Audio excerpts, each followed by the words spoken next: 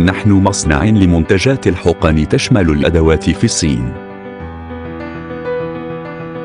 نحن نستخدم عمليات مثل CNC، بارين اند ميلين، سبوركن. الكثير من موادنا من أمريكا واليابان وألمانيا.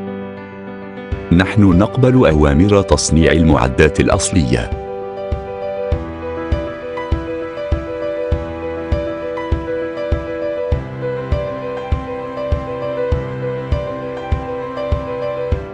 نرحب بالتحقيق الخاص بك.